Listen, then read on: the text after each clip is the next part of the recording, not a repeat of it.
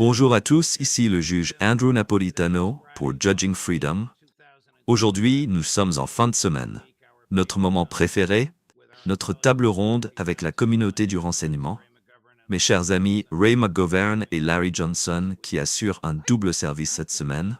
Oui, mais ça c'est bien sûr la nature humaine. Bienvenue ici et bienvenue dans l'émission.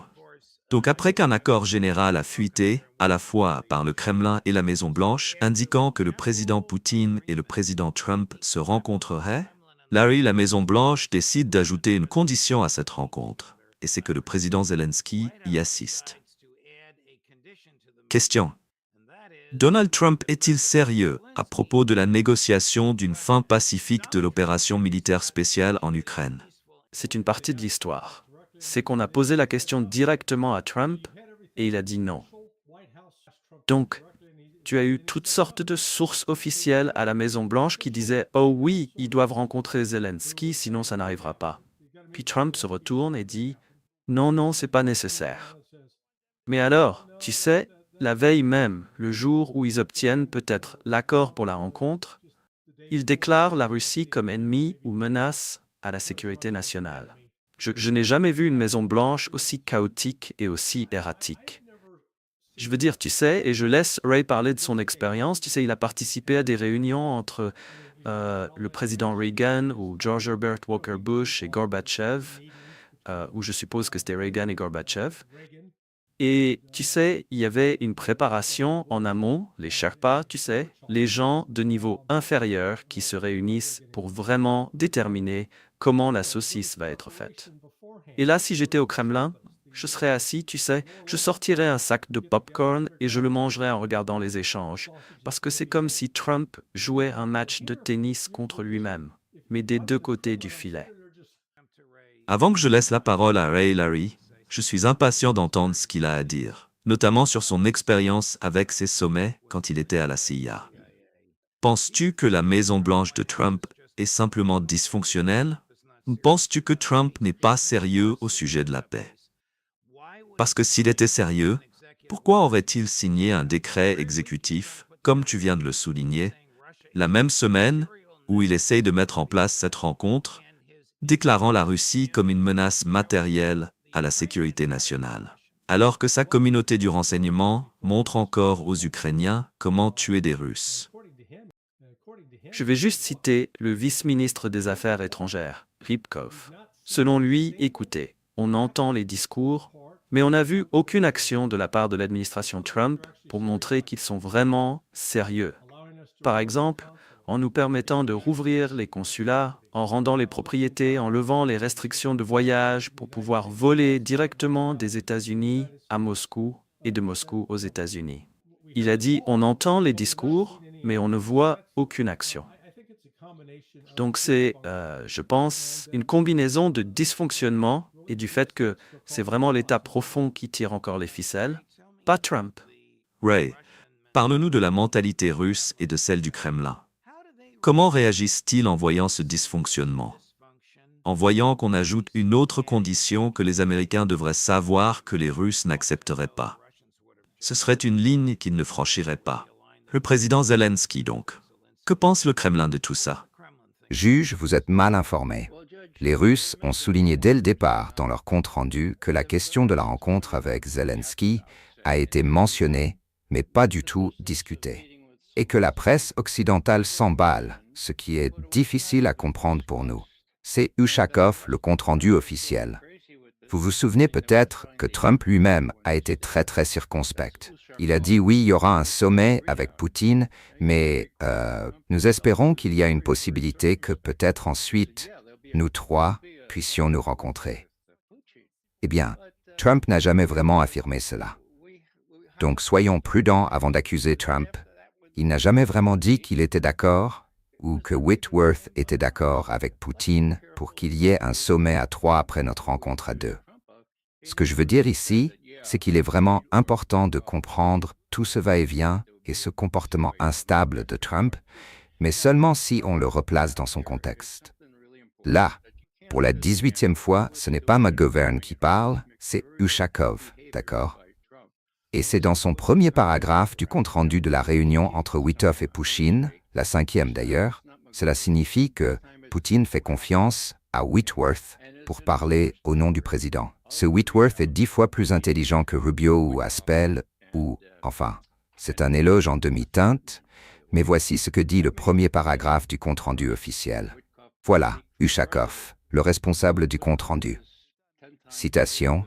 Ce furent des séances vraiment bonnes et productives.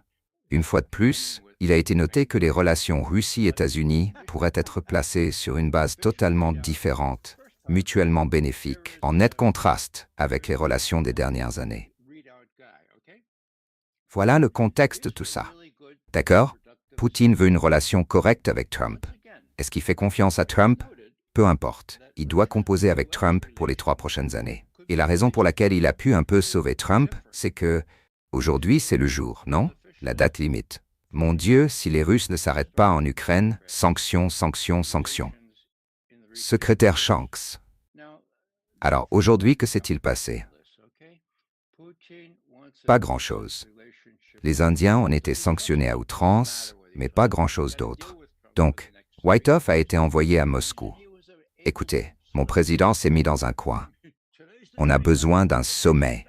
Pouvez-vous nous organiser un sommet? C'est tout ce qu'on demande. Ça détournera l'attention de tout le reste et nous n'aurons pas à faire toutes ces sanctions et toutes ces secondaires. Alors s'il vous plaît, vous deux. Il a fallu 3 heures pour persuader Poutine et Pouchine de dire « Oh, très bien, le reste est en préparation. Il y aura probablement un sommet la semaine prochaine. » H et ce qui se passera ensuite est l'étape suivante. Tout dépend si Trump sent qu'il peut contrecarrer Lindsey Graham et les autres et faire quelque chose de sensé sur l'Ukraine, ce que je crois que Trump veut vraiment faire. En d'autres termes, il veut la paix en Ukraine. Chaque fois qu'il en parle, il dit que c'est la guerre de Biden. Et en fait, Poutine a dit cela. D'accord. La guerre et la paix, eh bien, la paix, c'est la guerre de Biden. Et puis, bien sûr, Trump a toujours dit « et je veux que le sang cesse ». Tu sais, c'est un peu cynique, étant donné ce qu'il fait à Gaza, mais je veux que ça cesse. Alors Trump est largué. Trump n'a plus d'armes. Les Européens non plus. Les Russes avancent inexorablement. Poutine n'a besoin de rien de tout ça, mais il veut voir ce qu'il peut obtenir pour Trump sous forme d'un arrangement négocié gagnant-gagnant, qui est en réalité un camouflet pour l'OTAN, les États-Unis et l'Ukraine, avec du rouge à lèvres dessus, peint ou laissé à être peint.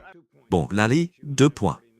L'un des points que toi et moi avons déjà abordé, mais je veux que tu l'élargisses. Que gagne Trump en signant un décret exécutif déclarant la Russie un danger matériel pour la sécurité nationale des États-Unis? Deuxième point. Alors qu'en réalité, ce sont les États-Unis qui sont un danger matériel pour la Russie. Pièce numéro 1, le général Donahue. Oui. Eh bien, et le fait que Trump a autorisé le redéploiement, pour la première fois depuis 2008, des bombes nucléaires gravitationnelles B-61-12. Ce ne sont pas vraiment des capacités de première frappe, mais encore une fois, ça envoie un signal. La raison de déclarer la Russie menace à la sécurité nationale, encore une fois, ce n'est qu'une ruse. Ce que Trump essaie vraiment de faire, et je comprends ses conseillers, c'est qu'ils s'en prennent aux BRICS et ils ont besoin d'une menace à la sécurité nationale pour justifier l'imposition de tarifs douaniers sur l'Inde. Mais encore une fois, ces gens sont stupides. Ils sont absolument stupides. Regardez le niveau du commerce entre l'Inde et les États-Unis. Le commerce américain avec l'Inde représente 2% du PIB indien. Ce n'est rien. Et en plus, d'autres estimations qui avaient déjà été calculées concernant l'effet sur le produit intérieur brut annuel de l'Inde, moins de 0,19%. Donc, ce n'est rien. Et pourtant, ce que Trump a accompli avec ça, et peut-être que je le dis sur le ton de la plaisanterie, c'était vraiment son plan secret pour obtenir le prix Nobel de la paix. Parce qu'en faisant ça, il a tellement fâché les Indiens qu'ils se réunissent maintenant avec les Chinois, et les Chinois et les Indiens travaillent ensemble pour trouver comment stopper les États-Unis. Il a donc effectivement stoppé le conflit entre l'Inde et la Chine. Ergo, il se qualifie pour le prix Nobel de la paix? Non? Nommé par Benjamin Netanyahu. Oui. Maintenant, en plus de ça, dès qu'ils ont annoncé ces tarifs, l'Inde a annulé l'achat de JF-35. Ils ont aussi annulé d'autres avions de patrouille qui figuraient sur la liste. Leur ministre de la Défense a annulé sa visite à Washington, D.C. Et l'Inde, qui rejoint le Brésil, la Chine, la Russie et l'Afrique du Sud, va maintenant tenir une réunion d'urgence sur les BRICS pour réfléchir à comment travailler plus étroitement ensemble. Et le problème avec ça pour les États-Unis, et je veux m'égarer sur le plan économique, c'est qu'il y a tellement de dollars sur le marché, mais la demande pour ces dollars diminue parce que les pays des BRICS, au lieu de commercer, tu sais, genre, hey, je vais te vendre du pétrole ou je vais te vendre des chaussures ou autre, puis je te paie en dollars. Ils paient avec leur propre monnaie, ce qui signifie que la demande pour le dollar baisse alors que l'offre augmente. Ce qui veut dire que le prix du dollar va continuer à baisser. Et ça, même si ça aide les exportations américaines, on n'a pas tellement de choses que l'on exporte vraiment. Et donc ça crée un vrai problème, parce qu'ensuite, on doit payer plus de dollars pour acheter la dette que nous avons à l'étranger. Donc, tout ça est lié. Je pense que l'affaire de l'Ukraine est en fait un peu un spectacle secondaire. Ah, Ray, tu as mentionné il y a quelques minutes, et j'allais justement en parler, la pénurie de stockage de matériel militaire américain. Le colonel McGregor a dit que c'est dangereusement bas, et il fait référence à une étude réalisée peu après que nous ayons gaspillé 500 millions de dollars en essayant de stopper les Yaoudis. Sais-tu à quel point c'est bas? À quel point c'est dangereux? Y a-t-il un moyen de quantifier ça? Oui, mais le colonel McGregor serait ton expert là-dessus, pas moi. J'aimerais revenir aux calculs russes à Washington ici. Peu importe ce que disent les déclarations sur la sécurité nationale, d'accord? Ces choses sont des formules toutes faites. Le fait que le Daily Telegraph à Londres joue ça en grand, genre « Oh, Trump dit vraiment que la Russie est le grand », c'est ce qu'ils font qui compte, d'accord? Et je te rappelle juste que le chef de la commission des affaires étrangères de la Douma a dit il y a 3 jours « Soyez calme, soyez calme, soyez patient et posé. Résistez aux réactions émotionnelles. Au contraire, écartons les déclarations fortes, les échéances, les solutions et les sanctions. Voyons ce que Vitko a à dire. Eh bien, Vitko a dit, et les Russes ont généreusement dit, « Ok, ce gars est dans l'impasse. Trump s'est mis dans un coin. La date limite, c'est demain ou c'est aujourd'hui vendredi. Ok, que fait-on? Tout ce qu'il veut, c'est un sommet. On va lui donner un sommet. On ne va pas parler à Zelensky, bon sang. Et s'il prétend que ça faisait partie du marché, eh bien, on va le dire d'emblée, et Volkov l'a fait. Le principal, c'est que Poutine veut développer une convenable descente avec nous. Je l'ai dit plusieurs fois, que Trump veuille ou non, je pense qu'il le veut. Mais la preuve sera dans le pudding. Ça ressortira quand les deux se rencontreront, on l'espère cette semaine, parce que beaucoup dépend de ça. Et Poutine est sérieux. Si Trump peut faire appliquer sa volonté ici, avec ses complices comme Rubio, Kellogg et ces gens-là, ça reste à voir. Et Poutine ne connaît pas la réponse non plus. D'accord. Avant de passer à Netanyahou et Gaza, est-ce que Poutine rencontre Trump, Ray McGovern, si Zelensky est là? Je pense que la réponse est non. C'est évident, c'est non. Les Russes ont déjà dit que c'est non. Ils l'ont dit dans leur premier compte rendu. Ok. Ce qu'ils ont encore dit, c'est que la question de rencontrer Zelensky a été mentionnée, mais pas discutée, et on ne comprend pas vraiment pourquoi la presse occidentale s'emballe là-dessus. Et ensuite, Poutine lui-même a dit « Tu sais, ça va prendre longtemps avant que je rencontre Zelensky », et il l'a dit hier matin. Donc, c'est une diversion que d'être distrait par cette affirmation. Ce n'est pas une vraie affirmation. Mais l'espoir que Trump a exprimé, eh bien, peut-être que Zelensky pourrait aussi rencontrer. Ne te laisse pas tromper par ça. Concentre-toi sur ce qui se passe quand Poutine et Trump finiront par se rencontrer. Poutine a la main forte. Trump a besoin d'une sortie. Il s'est mis dans ce coin. Je pense que des progrès peuvent être faits, mais il faut prendre en compte les Lindsey Graham et tous les têtes dures comme Rubio dans l'équation. Dieu sait, et même Poutine ne sait pas. À quel point c'est dangereux pour Netanyahou d'envahir et d'occuper Gaza? C'est comme le film de Bill Murray, Un jour sans fin, où tu te réveilles chaque matin et c'est toujours le même jour et tu revais ce que tu as fait la veille, tu sais. seulement peut-être avec une petite variante. Israël y est déjà passé, ils ont eu le t-shirt et ils ont découvert que c'était trop coûteux de rester. Et maintenant, si Netanyahou le fait, il le fait à un moment où le tissu politique israélien est aussi fragile qu'il ne l'a jamais été. Il le fait malgré l'opposition du commandant militaire, le commandant militaire en chef, et son adjoint. Oui, exact. Mais tu sais, je rends crédit au général qui, au moins, essaye de donner une analyse honnête, parce qu'il note un des problèmes auxquels Israël est encore confronté, c'est que la majorité de son armée est composée de réservistes. Ces réservistes sont très mal entraînés, presque à la limite d'être à peine compétents, et pour augmenter encore la pression, parce que occuper Gaza signifie que tu devras avoir plus de troupes présentes que ce qu'ils ont actuellement, et ça signifie qu'il y aura plus d'opportunités pour le Hamas de mener des attaques de guérilla contre eux, et les pertes israéliennes vont monter en flèche. Tout cela, à un moment où Israël tente de maintenir une présence en Cisjordanie, dans le sud du Liban et en Syrie. Donc l'armée est étirée très mince, et il s'agit d'une mission élargie, pas d'une mission réduite, et c'est une mission qui demande beaucoup de travail. Alors, vous savez, juste en regardant Netanyahou, qui se sacrifie pour son pays, est-ce que... Le Hamas a vraiment la capacité de défier sérieusement l'armée israélienne, Larry? Oui, ils l'ont. Je veux dire, regardez, ils combattent, cela fait maintenant 22 mois.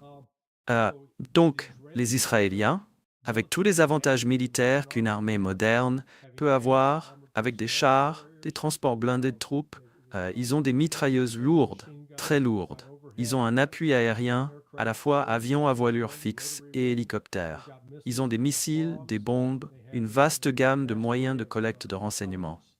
Avec tout ça, ils n'ont pas réussi à vaincre un groupe de combattants armés essentiellement d'armes de poing, de fusils, avec quelques lance-roquettes RPG et quelques mortiers. Et le Hamas a tenu Israël en échec après 22 mois. Donc oui, si Israël décide d'entrer ainsi, je pense qu'il y aura simplement plus de cibles et le taux de perte va augmenter significativement du côté israélien. Ray, qui est responsable de la famine? Joe Biden et Donald Trump. Maintenant, je pense qu'il faut revenir à la réalité ici. Netanyahou ne pourrait faire aucune de ces choses sans le soutien total complet de Biden et Trump. Maintenant, les gens me demandent comment un président américain peut-il tolérer la famine forcée, le génocide? Et je leur dis, il y a cette relation toxique avec Israël, mais je pense qu'il y a quelque chose de plus. Et maintenant, j'ai une sorte de confirmation là-dessus. Mes experts qui me parlent d'Israël me disent, oui, il y a plus que de bonnes chances que Netanyahou ait du chantage sur Trump venant d'Epstein. D'accord. Maintenant, je pense que je l'ai peut-être déjà mentionné, mais un ancien agent du Mossad israélien, maintenant à la retraite, Ben Manashi, a donné une interview à Afshin Ratansi dans Going Underground il y a environ une semaine, et il a lancé un appel au président. S'il vous plaît, libérez ces fichiers. Libérez ces fichiers d'Epstein pour l'amour de Dieu. Ce ne sera pas bon pour vous, mais vous pourriez sauver 100 000 Palestiniens pour l'amour de Dieu. Il est presque en larmes. Ce gars a une conscience. Il a aussi un bon parcours de reportage. Souvenez-vous qu'il a vraiment aidé mon mentor Robert Parry quand Robert Parry travaillait sur et écrivait à propos du October Surprise, il y a longtemps. Donc Ben Manashi lance un appel à Ratansi et dit au monde entier, « Regardez, Monsieur Trump, si vous vous débarrassez juste de cette affaire, laissez sortir ces fichiers Epstein, vous aurez une meilleure façon de gérer le monde, mais alors vous arrêterez la guerre, parce que c'est ça que Netanyahou a sur vous. » Et donc je pense que c'est un élément majeur ici. Et je l'ai déjà dit, c'est la monstruosité au carré, des génocides monstrueux, une famine forcée au carré, avec l'abus de femmes mineures. Mon Dieu, qu'est-ce que nous sommes devenus? Ben Manashi précise-t-il la nature et l'étendue du chantage? Pas ce que Netanyahou dit, mais ce que contiennent les fichiers sur Trump. Non, il ne donne pas de détails, mais regardez la vidéo. Vous pouvez le voir par vous-même. Le gars est torturé. Et il dit, « Écoutez, ça va vraiment mal finir pour vous, Monsieur Trump, mais s'il vous plaît, dites la vérité. Et alors vous pourrez arrêter cette fichue affaire, parce qu'ils vous tiendront plus en joue. Ils ne vous auront plus sous leur coupe. Larry, sait-on si cet ex-agent du Mossad ou ex-agent des services militaires, peu importe ce qu'il est, Ben Manashi est crédible?